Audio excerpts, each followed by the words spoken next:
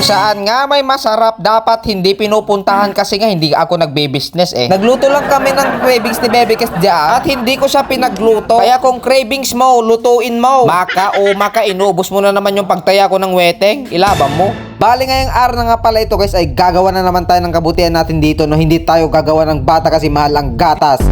Ang dami nga palang crenave ni Bebe Kes kaya binilhan ko na lang kahit pagtaya ko ito ng weteng. At kung nakikita nyo nga pala dito guys, ito nga pala ang Pina and Friends. Pili na kayo kung sino ang makaldereta dyan. Binilhan ko ng cravings itong si Bebe Kes kasi pag hindi natin binibilhan yung mga babae ng cravings sila, dalawa na yung black eye mo, left and right.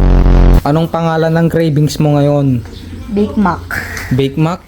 DIY Bake Mac. Parang hindi naman yung Bake Mac kasi nakita ko macaroni na na-upgrade.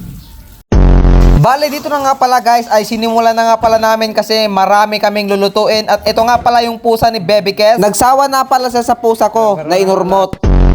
Bale, dito nga pala guys ay kanya-kanya na yung aming gagawin dito kasi napakarami ang aming gagawin. No, kasi parang may mag-birthday sa ginagawa namin ngayong araw na to eh. At ipaparayag ko nga pala sa inyo yung aming bagong kalan kasi pag naibusan kami ng silin, magkayulin.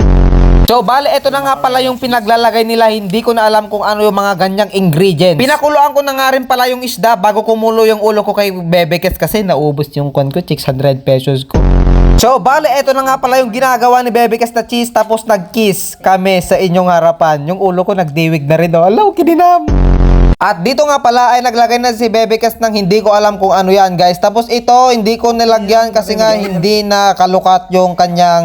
Yo, man. Naglagay na nga pala si Bebe Kes ng cheese tapos butter na may mais. Ano daw?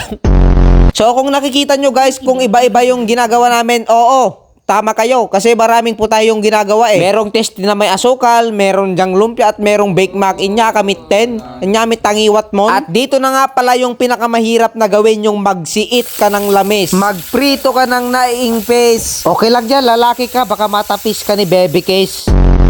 So, eto na nga pala, gagawa na nga pala siya ng wrapper. Ano yun daw? Gagawa ng wrapper and nakuha na siya, nagawa na siya. So, bale, dito naglagay na ako ng carrot, pangpautog, at paminta na durog, at syempre, oyster sauce and magic sarap ako. At eto na nga guys, no, kailangan niya nga pala itong imekos-mekos insan. Nag-thumbs up ako sa inyong harapan kasi eto na nga pala yung niluluto ni Bebe Kes sa pan. Panen, tikinang isit na, nay, wanay, naksitin, kaslata kimut kes. So, dito na nga pala guys, ay tatapusin ko na nga pala yung video na to kasi agtilmo-tilmon na ko. Hindi pa naluto yung lumpia, ikaw na yung bumusat sa inyong cravings. Sabagay, cravings mo yan, di ikaw yung bubusat, di ba?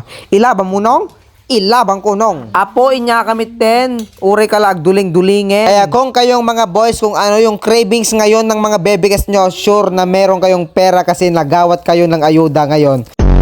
Okay? So, gawin nyo na ito. Napakasarap. Hindi ko alam kung anong mga luto niyan. Sigurado yung nanonood nito ay nagtilmo-tilmo na. Okay lang yan. Tao ka. Hindi ka naman camel. Kaya ngayong araw na to, ilaban nyo.